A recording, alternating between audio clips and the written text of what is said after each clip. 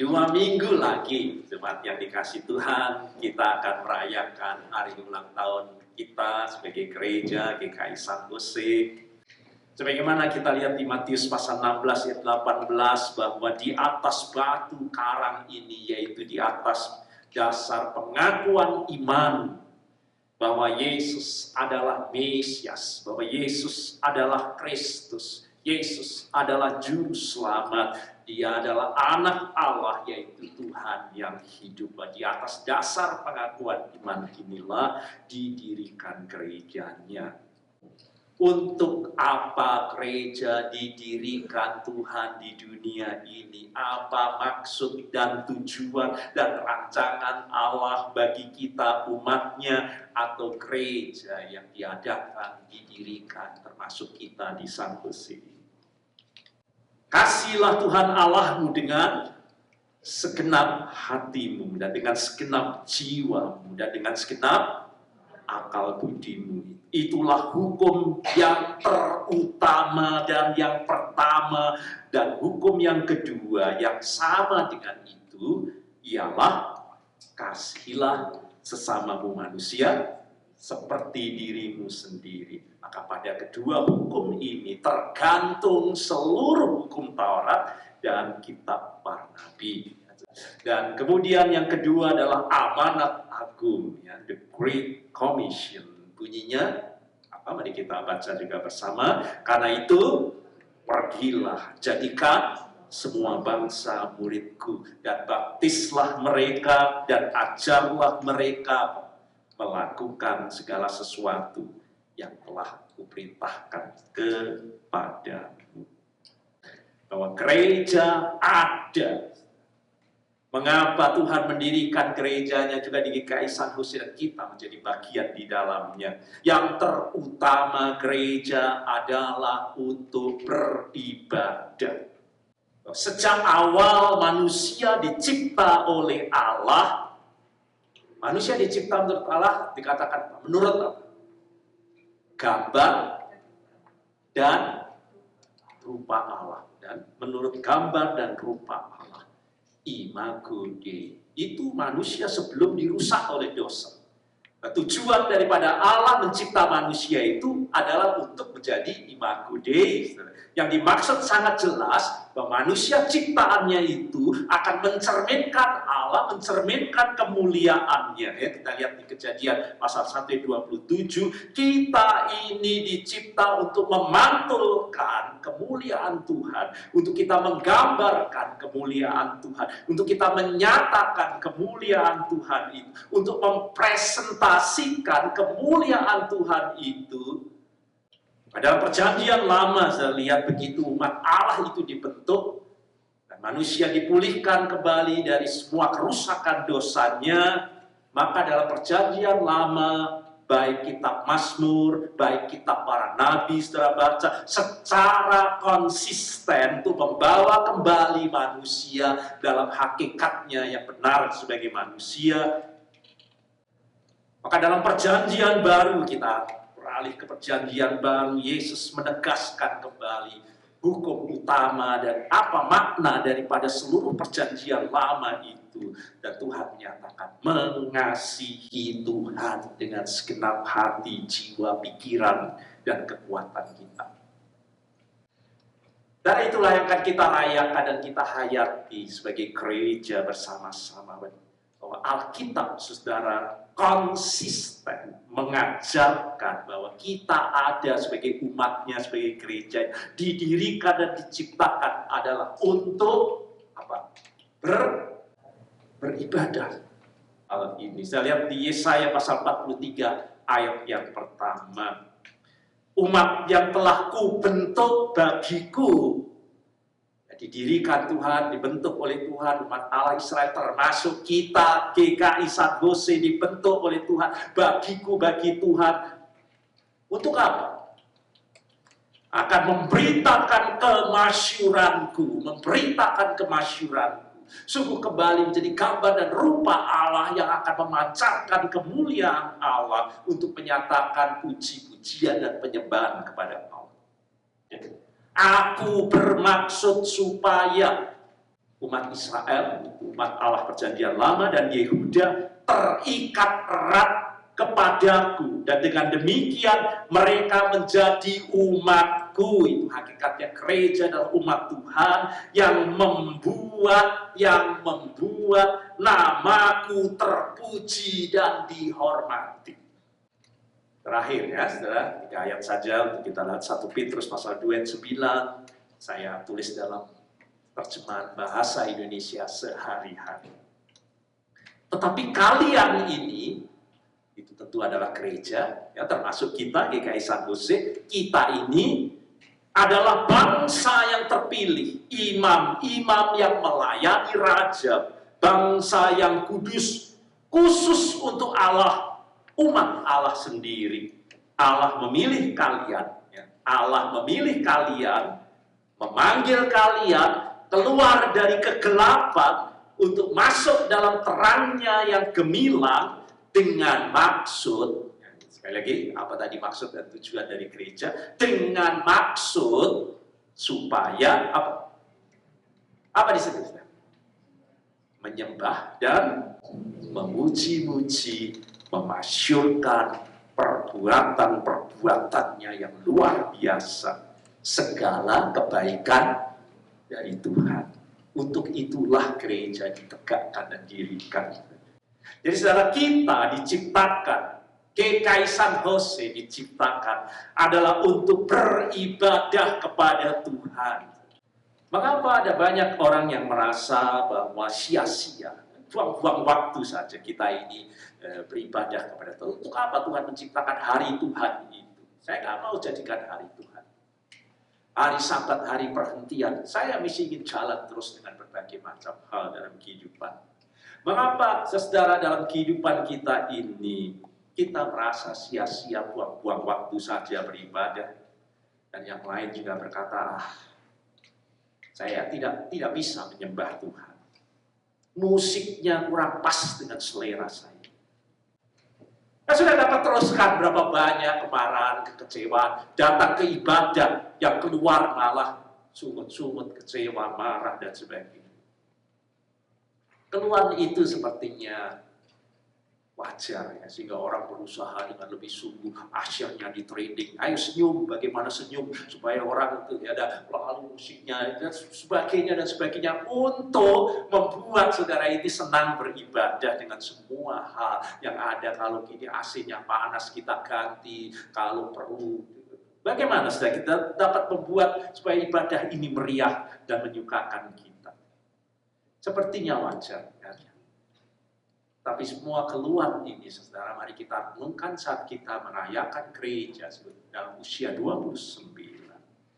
Adakah kita menyadari bahwa keluhan-keluhan seperti ini sungguh berasal dari motivasi dan pemahaman beribadah yang keliru dan salah, saudara. Dalam banyak ibadah kita menonjolkan, kita mengutamakan, dan kita berpusat kepada diri kita sendiri. Padahal, saudara, ibadah itu tidak berpusat kepada diri kita sendiri. Ibadah tidak juga berpusat kepada lampu. Saudara juga tidak sedang beribadah memuja musik dan lagu. Saudara juga tidak beribadah untuk melihat worship leader dan semuanya, termasuk pengkhotbahnya. Tetapi saudara datang beribadah itu berpusat bukan kepada semua yang lain, tetapi kepada siapa? Kepada Allah. Saudara datang beribadah itu berfokus, berpusat kepada Allah yang kita kasihi, bahwa kita ini datang untuk tahu siapa Dia itu yang layak untuk kita puji dan kita sembah. Nah, pertama kali ibadah saudara itu hanya di tabernakel, gak ada gedungnya, hanya tenda belaka, saudara. Tapi orang semua yang datang, saudara, tidak dengan fasilitas macam-macam dan sebagainya, tetapi mereka sudah datang untuk tersungkur di kaki Tuhan. Siapa Dia itu? untuk kita sembah, kita mau datang kepada Dia, bukan datang kepada saya, bukan datang kepada WL-nya, bukan datang untuk musiknya, bukan datang untuk lampunya, bukan datang untuk gedungnya, sudah datang kepada Allah. Siapa Dia itu yang kepadanya kita mau menyembah, dan perbuatan-perbuatannya yang telah dilakukan kepadaku ini untuk bersyukur dan memujinya.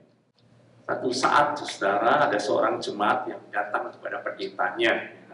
Ini sebuah ilustrasi yang sangat menarik yang pernah saya dengar. Mungkin juga di antara saudara juga sudah pernah mendengarnya.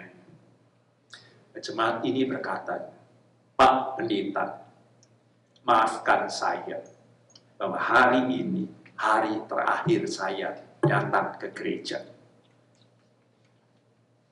Pendeta ini matanya terbelalak, ya. Kenapa? Jemaat ini mulai berbicara, dan semua orang di gereja ini munafik, Pak. Waktu ibadah yang dilihat HP-nya, mainan HP, terlalu banyak gosip di gereja ini, Pak. Banyak yang hidupnya nggak beres, tidak benar. Ya, masih banyak lagi, gak kekecewa. Pendeta ini terdiam, sukar untuk memberi jawaban. Tak ada gereja yang sempurna, tak ada gereja jemaatnya itu semuanya sempurna sudah seperti di surga. Lalu pendeta ini berkata, "Baik, bisa saya minta satu hal untuk kamu lakukan?" Jemaat itu berkata, "Apa itu? Apa itu, Pak Pendeta?" Maka pendeta itu berkata, "Ambil segelas air yang nyaris penuh, ya, di gelas itu hampir meluap, dan coba kamu berjalan mengelilingi gereja ini dari depan sampai belakang, ya, 2 kali. Dan airnya tidak boleh tumpah." Oke. Ya, udah itu dilakukan. Dan akhirnya dia mengelilingi 2 kali dan menyelesaikan tugasnya dengan sangat luar biasa. Tak ada satu tetes pun air yang jatuh. Lalu pendeta ini mengajukan 3 pertanyaan, saudara. Pertanyaan yang pertama, apakah saudara melihat orang yang menggunakan HP? Kedua, apakah saudara melihat orang yang sedang bergosip? Yang ketiga, apakah kamu melihat orang yang hidupnya tidak benar? Dan jemaat itu berkata, "Saya tidak melihat apapun, karena saya fokus kepada gelas dan air ini. Fokus saya ke sini supaya tidak jatuh, supaya tidak tumpah." Dan pendeta berkata, "Seperti itulah seharusnya kau datang kepada Tuhan, berbakti dan beribadah. Fokus kepada Tuhan dan bukan kepada manusia, benda, dan tek-tek bengek, dan lain-lainnya. Fokus kepada Tuhan dalam beribadah. Sehingga kamu tidak akan tersandung dan jatuh. Karena Tuhan berkata, ikutlah aku." Artinya Tuhan tidak berkata, ikutlah orang Kristen. Datang ke GKI Sanusi, dia kata, ikutlah pendeta, ikutlah, dan seterusnya. Ikutlah aku. Dan hubungan kita dengan Tuhan itu ditentukan, tidak ditentukan dari bagaimana cara orang beribadah kepada Tuhan. Kalau saudara ini beribadah, kalau saudara ini melayani, tetapi mata dan fokus saudara kepada orang, saudara nyuci piring, pelayanan, ada yang setia seperti David, saya lihat nanti. Tapi mata saudara tidak tertuju kepada Tuhan, saudara melayani tujuan saudara. Situ kok inu-inu, saya Belepotan, duduk-duduk saja, ketawa-ketawa, mata saudara ke kiri, saudara ke kanan. Saudara melayani, tapi mata saudara tidak, saudara melakukannya bukan untuk Tuhan, tapi saudara melakukan untuk Tuhan. Dan saudara akan segera pulang dengan kecewa. Kan saudara melayani, saudara fokusnya bukan kepada Tuhan. Saudara sedang melayani tidak untuk Tuhan, tapi untuk datang tidak untuk mengikut orang Kristen. Tak ada orang Kristen yang sempurna, termasuk pendetanya juga, saudara. Hubungan kita dengan Tuhan tidak ditentukan dari cara orang berhubungan dengan Tuhan. Tetapi bagaimana cara kita sendiri untuk datang dan melayani Tuhan dalam kehidupan kita. Lakukan semuanya seolah-olah bukan untuk manusia, itu yang dikatakan Rasul Paulus. Tetapi untuk Tuhan. Baik di sini, baik di dapur, baik apapun yang sudah lakukan. Untuk Tuhan. Kalau sudah lakukan semua untuk Tuhan, kita tidak akan tersandung dan jatuh. Setiap kita beribadah, saudara, itu fokus kepada Tuhan dan bukan kepada manusia dan juga bukan kepada yang lain. Kalau kita terus memperhatikan dan menghakimi orang lain, gelasmu, fokusmu kepada Tuhan itu hilang dan lama-lama akan tertumpah habis. Dan izinkan saya untuk menyampaikan yang kedua. Ibadah yang sungguh-sungguh, yang murni itu, saudara, tidak berasal dari luar. Saudara sedang mencari ibadah itu dari luarnya, gedungnya gimana, musiknya gimana, diskotiknya bagaimana, dan semua, saudara, ditentukan. Kalau dari luar ini, saudara, indah, saudara bisa berbakti dan lebih. Seluruh ibadah di dalam Alkitab tidak berasal dari luar, saudara, tetapi dari dalam diri kita, dari hati kita, dari iman kita yang meluap keluar, bukan yang keluar masuk ke hati kita. Apa yang ada di hati kita ini, kasih kita dan semuanya meluap keluar, saudara, dalam bentuk ibadah yang kita sampaikan kepada Tuhan. Itu artinya, saudara, kita waspada terus dalam perkembangan gereja yang makin menjadi-jadi, bahwa ibadah itu berasal dari luar ke dalam, saudara. Itulah yang disebut mentalitas penonton dalam ibadah. Bahwa saudara datang beribadah untuk menjadi penonton, saudara. Dan itulah yang menjangkiti banyak orang percaya saat ini. Bagi seorang penonton, saudara, datang ke ibadah, kepuasannya akan ditentukan dari luar. Ia akan bisa bernyanyi memuji Tuhan kalau musiknya, WL-nya bisa menggugah dia untuk memuji Tuhan. Kalau nggak bisa, saya nggak akan puji Tuhan. Tak ada hati saya memuji Tuhan. Kecuali ininya bisa membangkitkan saya semuanya. Dengan kata lain, saudara, penyembahan dan pujian itu tergantung dari MC-nya, tergantung dari lampunya, tergantung dari singernya, tergantung dari musiknya. Baru kita bisa memuji dan menyembah Tuhan. Berapa banyak orang datang dalam kebaktian dengan hati yang kosong. Kosong, tergantung. Kalau nggak dapat apa-apa ya kosong. Nah, memuji Tuhan tergantung kepada yang memimpin. Menyembah Tuhan tergantung pada WL-nya dan musiknya. Kita seperti berbakti kepada Tuhan seperti mesin diesel. Jadi harus dipanas-panasi dulu. Sebelum kita bisa panas kepada Tuhan, kita harus dipanas-panasi dulu. Supaya kita bisa menyembah Tuhan. Tetapi saudara perhatikan bagaimana Daud menyembah Tuhan. Hatiku siap, ya Allah. Dari dalam, hatiku siap, ya Allah. Hatiku siap. Ini belum sampai di gereja. Ini masih hari Sabtu, hari Minggu belum datang. Tapi sudah merindukan hari Tuhan. Hatiku ini siap, Tuhan. Aku mau. Itu belum. Aku mau sungguh menyanyi. Bahwa aku mau bermazmur. Bangun, hai jiwaku. Bangun, hai kamus dan kecapi.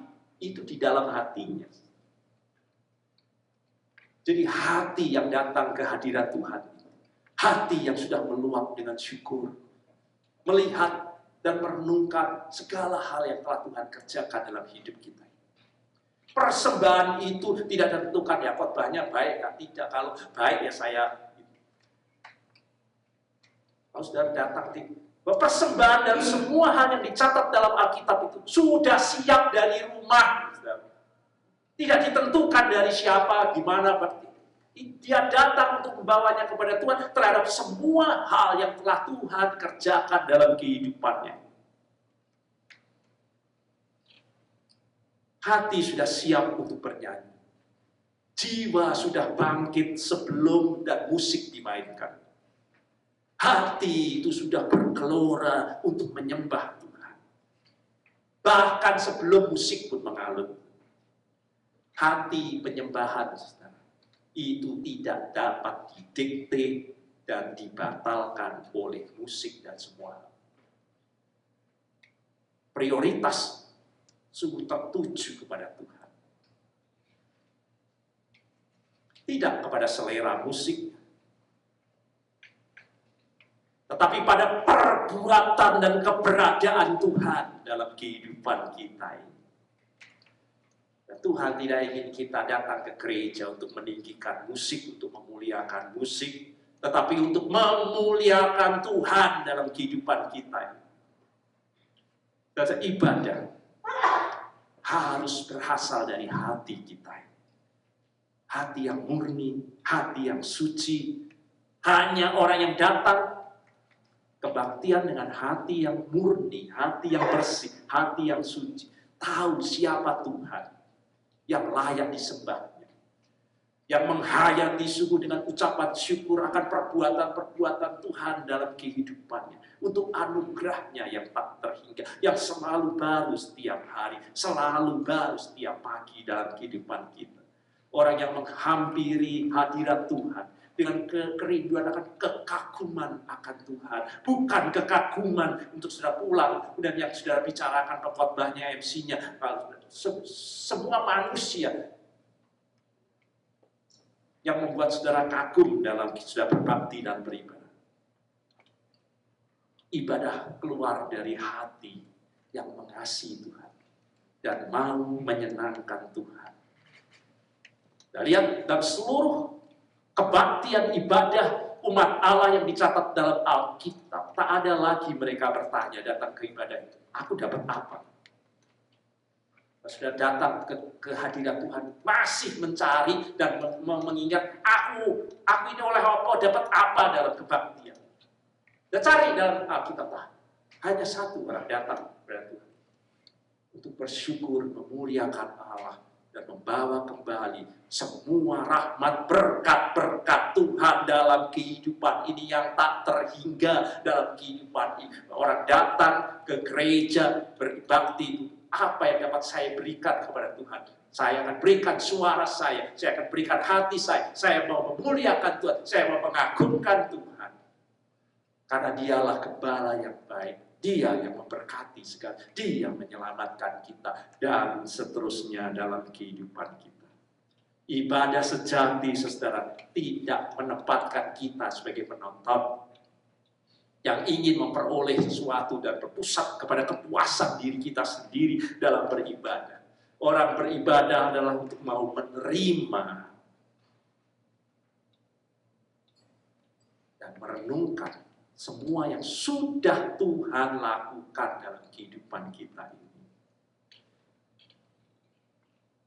Beribadah itu berarti memberi. Maka kata yang muncul dalam ibadah itu selalu persembahan. Persembahkanlah dirimu, suaramu, nyanyianmu, talentamu, bakatmu. Dari mana itu? Semua sudah Tuhan berikan dalam hidup kita. Jangan tanya, minta apa lagi? Semua talenta sudah ada. Semua keselamatan tubuh darah Tuhan juga sudah diberikan semua kepada kita. Dan ibadah apa yang dapat saya bawa? Apa yang dapat saya berikan kepada Tuhan? Kalau Tuhan sudah memberikan segala-galanya, maka mari kita sambut usia kita yang ke-29. dengan kita melihat kembali dengan sungguh bagaimana kita berbakti dan beribadah kepada Tuhan. Kiranya dalam setiap ibadah dan kebaktian, kita semua akan bermain sungguh indah dan cantik bagi Tuhan dan berbau harum di hadirat Tuhan. Amin.